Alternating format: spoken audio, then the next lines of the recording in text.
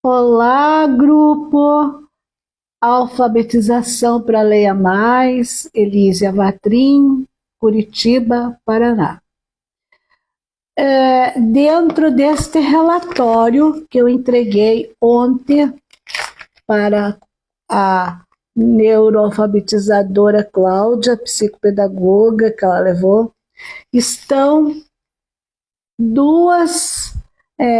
algumas explicação sobre o que é o TDAH e sobre o que é o TEA, transtorno do espectro autista.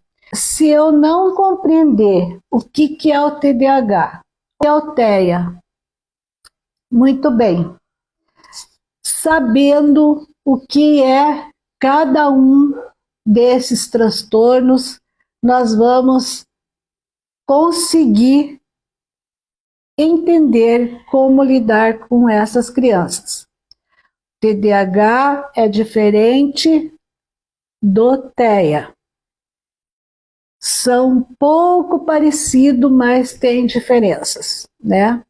Então, o TEA, a criança nasce com o autismo, né? Ela já nasce, já no nascimento dá para perceber, né, algumas diferenças nessa criança.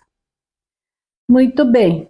O TDAH geralmente vai se perceber quando ela vai para a escola. Aqui no Brasil, costumam fazer o diagnóstico com a criança quando ela tem por volta de 6, 7 anos, quando ela começa a fazer o quê? A se desenvolver para ser alfabetizada. É ali que nós vamos perceber que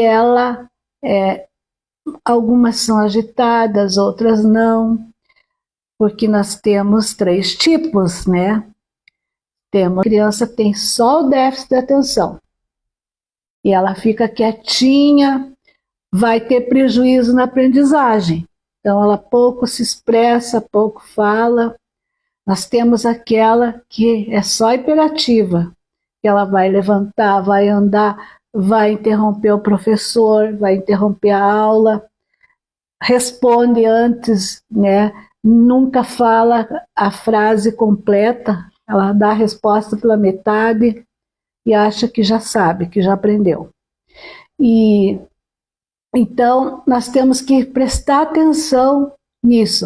E temos aquela criança que tem os dois, hiperatividade e o déficit de atenção, né?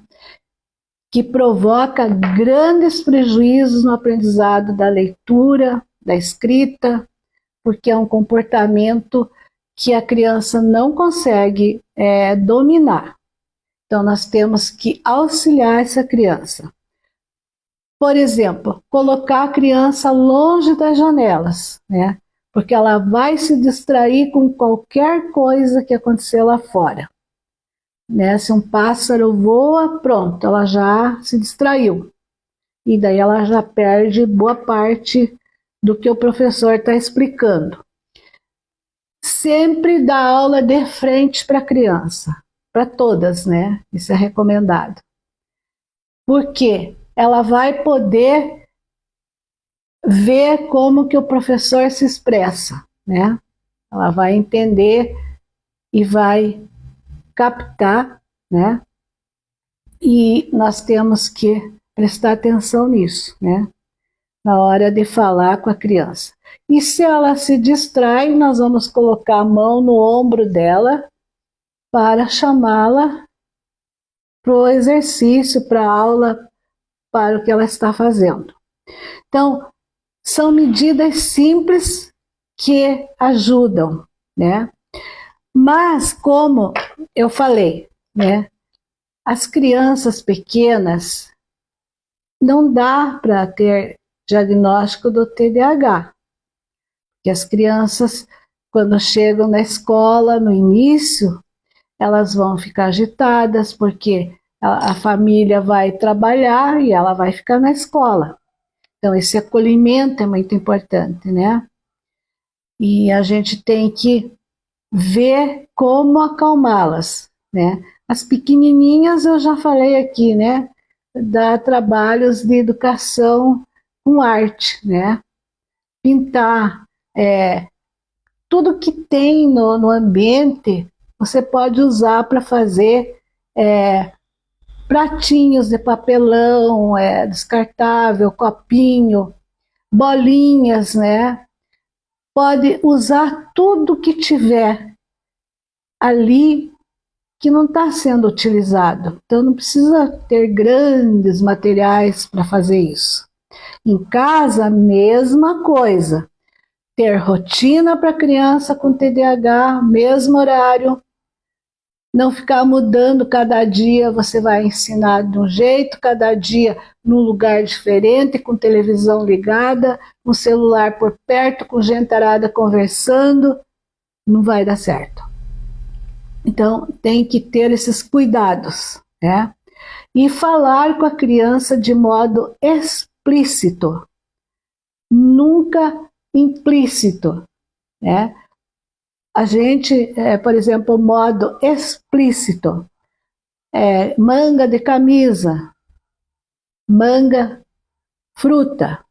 Então, nós temos que mostrar para ela o que é a manga fruta, o que é a manga de camisa, para ela fazer essa diferença, tá? Isso acontece muito, porque às vezes nós estamos trabalhando com a nossa criança e ela não sabe fazer essas diferenças. Então é muito importante o ensino explícito, né? Porque ela vai compreender do que estamos falando, o que estamos comunicando com ela, né?